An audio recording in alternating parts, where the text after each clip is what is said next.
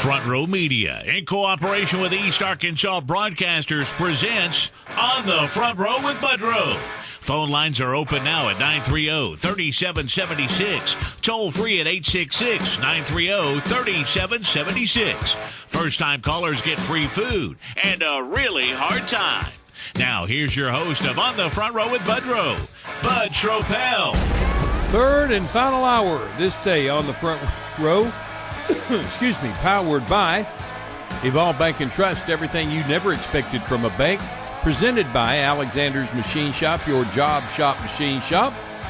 We're the Ticket Radio Network, 970 AM, 95.3, 96.9 FM, 104.1 FM in Clarendon, Arkansas, worldwide on the web at 95.3theticket.com. Over there is Randy Myers. Over here, Bud Schropel and Randy Hales, getting ready to get to you-know-what. But first, want to tell you tomorrow we'll be at First Community Bank. We'll have Sean Cockrell and Holly Cockrell on at 7 o'clock, the upcoming coaches for the all-star teams of football and dance. At 8 o'clock, we'll be joined by Matt Mills from Rector, the boys coach out there. And then at 9 o'clock, C.J. Pepper and Kevin Turbeville will join us on the front row. But now it's time for Power Pro Wrestling. I do that better than you do. I agree. Power Pro Wrestling. He's here. It's Randy Hales from Power Pro Wrestling. Sad day today. Sad day. You know what I was just thinking, Bud? This has become a routine. 4 weeks in a row. First of all, we broke the news on the passing of Jay Briscoe, and then following that, we broke the news of the passing of Lanny Poffo. Then last week, we had to talk about the medical situation that Jerry Lawler was in. And today, we are obviously talking about the inventor of the classic Memphis wrestling style, one of the smartest people in the history of Memphis wrestling. Jerry Winston Jarrett passed away yesterday morning at a medical facility. It was a sad situation. I wasn't aware of the fact, but he had developed throat cancer is what I didn't know understand. Terrible. And he was at the hospital near his home in Franklin, Tennessee to have chemotherapy. In that chemotherapy, he had a heart attack and he passed away. Jerry Jarrett passed away at 80 years old. I'm very happy to not only share memories with the front row faithful and you, Bud and Randy, but also in just a few minutes, I had said, so I'm kind of giving an audio cue to Randy anytime you want to call. I told him 9:10, but we can do the call anytime we get him on the air, and Bud approves it because it is Bud's show that he makes a habit of making sure I know every week, every time he vetoes one of my ideas. How many ideas have I vetoed of yours? Be honest. None. Thank you. There's one, though, you might have vetoed, but I didn't confirm it anyway, but we won't get into that. But you had just told me that, and I completely 100% understand. Oh, my goodness. All right. He's talking to him, so you want to do a slow introduction or a fast introduction? There you go. You know, I'm real thrilled to death, and I'm tickled to death, Bud, that you and Randy allowed me into this studio that's right next to Brandon Baxter's studio for the last 140 weeks. I'm thrilled to death to be able to have on the phone, even though we're going to talk about a sad situation, a member of the Memphis Wrestling Hall of Fame 2 different times. He is a member of the Tennessee Broadcasting Hall of Fame. He's a broadcasting legend. He's my good friend. Want to welcome for the first time to the front row with Budro, my buddy, Dave Brown. What's going on, Dave? Hey there, Randy. Well, not a lot going on right now, as a matter of fact. Sad news yesterday, but I did get some good news yesterday. A quick update before we talk about Jerry Jarrett.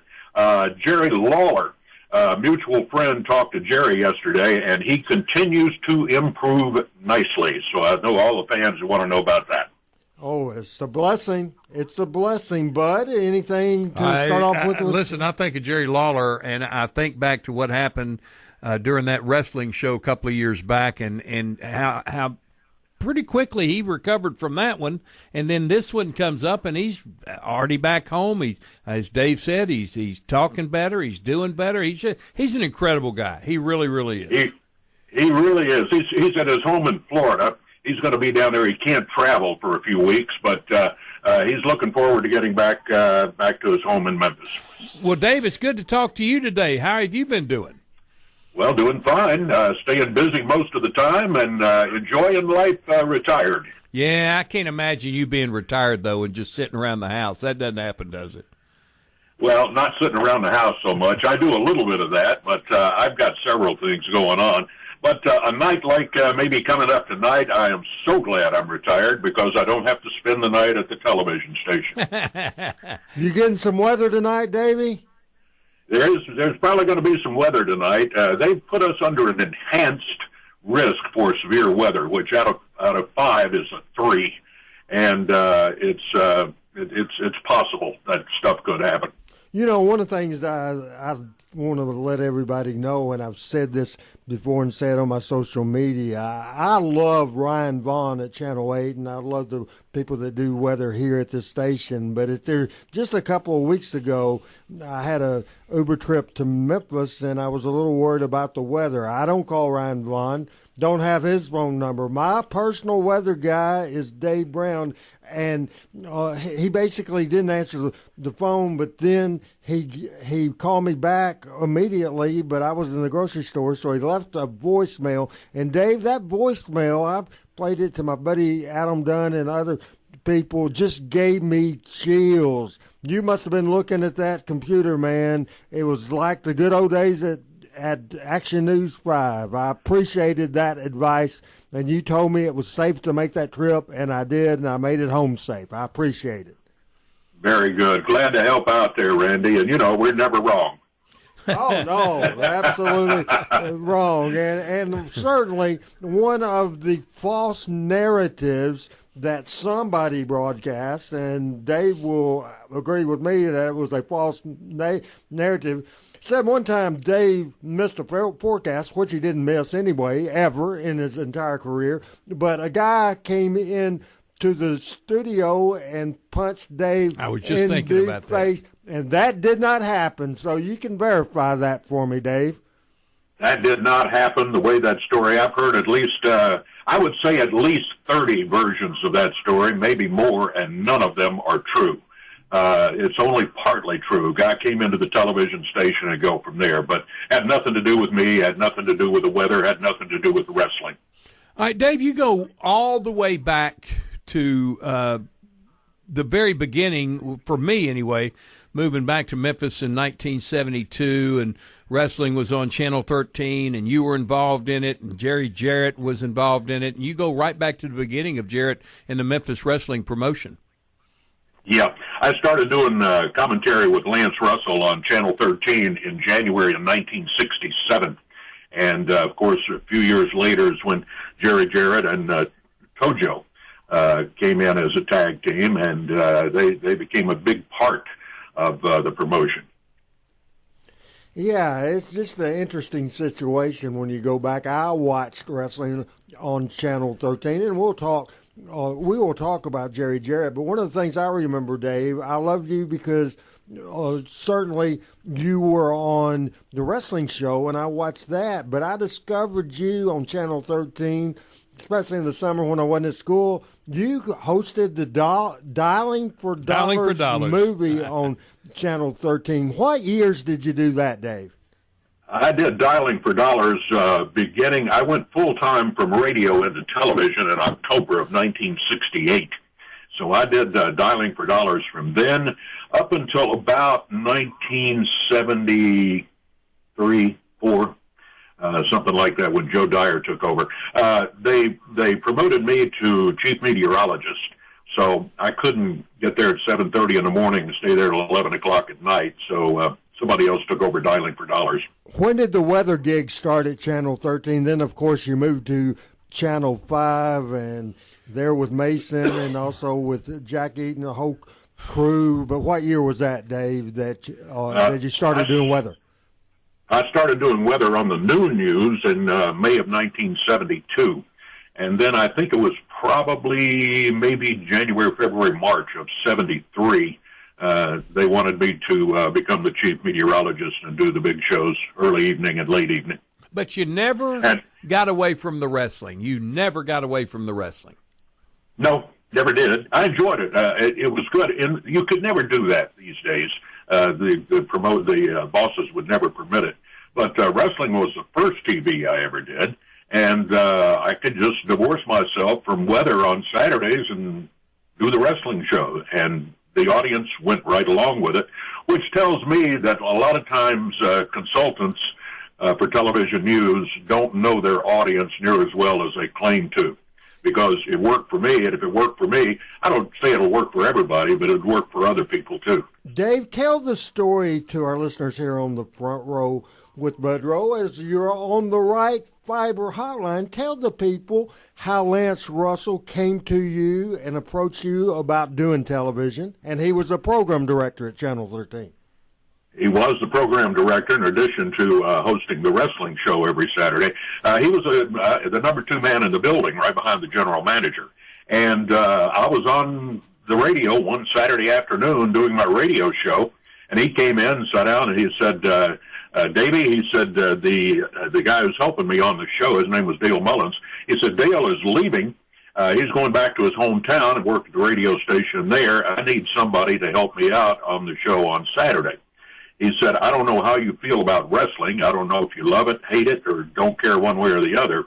But I will tell you this, if you ever think you might want to do television, you should take this job, because it will let you find out if you like television, and it will also let you find out if television likes you. And some of the best advice I ever got, and I did, and just a couple of weeks later, went on the air with Lance on Saturday. And the wonderful thing about Lance, he brought me along slowly. He said, don't feel like you have to do anything. He said, you just say things when you're comfortable saying them. And so I was able to work into it slowly. And of course, being mentored by the best ever certainly didn't hurt. What radio station, if you don't mind me asking, Dave, were you at when all this transition to TV came about? No, WHBQ. They were AM, FM, and TV in the same building. Yep. And, I was a rock and roll DJ there for 4 years as I worked my way through college, and loved it. I mean, I love playing rock and roll on the radio.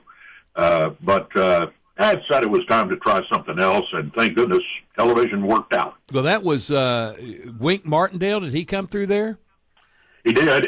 Wink had already left when I got there. I got there in 1964. Wink had gone to California in 1958.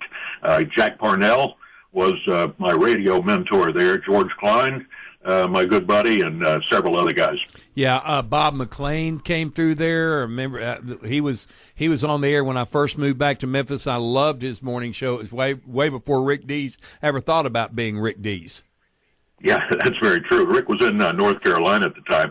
Yeah, both Bob McLean and Rick Dees worked at WHBQ. Yep. Now, they were working in radio after I was already you were already gone.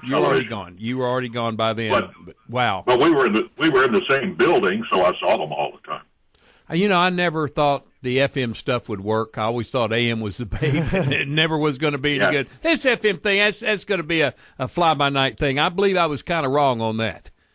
Well, a lot of people didn't think it was going to work because all the FM stations played was elevator music. Right. But WMC FM 100, the program director there had worked at WHBQ, and he went to New Orleans and then came back, and he convinced the general manager to try rock and roll. He said, I believe it will go. And it did. Yeah, he's a genius. He was a genius. There's no doubt about it. Dave, I had a question for you because the wrestling show at 13, then it got better at Channel 5 with the ratings. How much did it go hand in hand? when it was at Channel 13, Channel 13 News was doing real good. Then it went to Channel 5, and Channel 5 for 20 years was the number one station in the market. How much did the station help the wrestling company? How much did the wrestling company help the television station, or did it go hand in hand? It went hand in hand. The wrestling show. At one point in the early 1980s, we moved over there in March of 1977, and in the early 1980s, keep in mind there weren't that many television stations, no cable and satellite, but on Saturday morning at 11 o'clock, of all the television sets in this entire area that were turned on, 80% of them were watching wrestling. Say that one more time, the percentage. 80% of it was an 80 share. It wasn't the rating, it wasn't all the TVs, but it was all the televisions that were turned on, and that's not just Memphis. That's northeastern Arkansas, West Tennessee, and North Mississippi. Dave, we don't have much time left with you. I do want you to give a little talk about Jerry Jarrett and just what a genius he was in the wrestling business, and how important the wrestling promotion was to Jerry Jarrett. He was indeed a genius. He was meticulous. He would come in, we would have a meeting every week before we went on the air with the show, and Jerry would go over the show step by step by step. So Lance and I knew the storyline when we walked out into the studio, and it was just our job to convey it to the audience, which was very easy to do after Jerry had laid it all out. He also was very smart, and he laid the groundwork before he ever took over the wrestling company.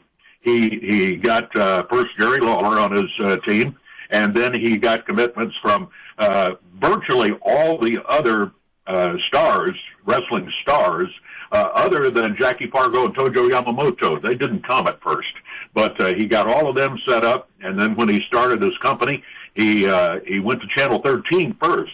Channel 13 said, no, we can't do it. Corporate in New York said, we'll get sued by Goulas. So they canceled the show. So they went over to Channel 5 and convinced Channel 5 to put it on. One thing that I've always found amusing, Jerry Lawler, Jerry Jarrett told the general manager at Channel 5, not only do we have this top-rated show, we've got Lance Russell who's going to be working for us, and we can get Dave Brown over here. Well, I knew nothing about that. But it did end up working out that way, and it was great. I remember watching a Saturday morning before you got there. Clay Conrad was doing it. Yep. Then, of course, Lance Russell came around, and I watched that they were panning the studio, and they went a little bit too far, and you were standing over by one of the exit doors standing there, and I told my wife at the time, I said, you just wait. In a couple of weeks, Dave Brown's going to be on the Saturday Morning Wrestling Show. He's going to come to TV5. I said, well, you're out of your mind. You don't even know what you're talking about. I was a genius that time, Dave. There you go. Well, it worked out, and I'm thrilled it did. I had a wonderful career at Channel 5 in wrestling and in weather, and I'm just so grateful. And Jerry Jarrett played a key part in that. I'm so sorry for Jeff, for Deborah, for the entire family, and we'll go on, but it's sad. Dave, I also want to say you were a big part, along with Corey Macklin, with Power Pro Wrestling. We had a lot of fun together, and I appreciate you doing that for us from 98 to 2001, 154 shows. Hey, you know what, Dave? Not very many people can say they worked beside both Jack Eaton and Charlie B. Watson. That's exactly right. Both of them were great guys and great friends. I miss them to this day. I know you do. Dave, it's been a pleasure having you on the show. I hope we can do this again some other time. I've admired you from afar, got to know you a bit, and certainly enjoyed knowing you. Good luck to you and everything that you're doing, and thank you for joining us on the Front Row. Thanks, my friend. Talk to you later. Thanks, Dave. Dave Brown joining us in the Power Hour. Good to talk with him. Good talk with him. All right, we're going to take a break. Randy Hales here. We'll continue our wrestling talk. We're going to talk about Sid Vicious when we come back, about whether or not he's going to get in the Hall of Fame, in your opinion, this year. He should. Well, there you go. There's your opinion right there. It's 9:25 on the Ticket Radio Network.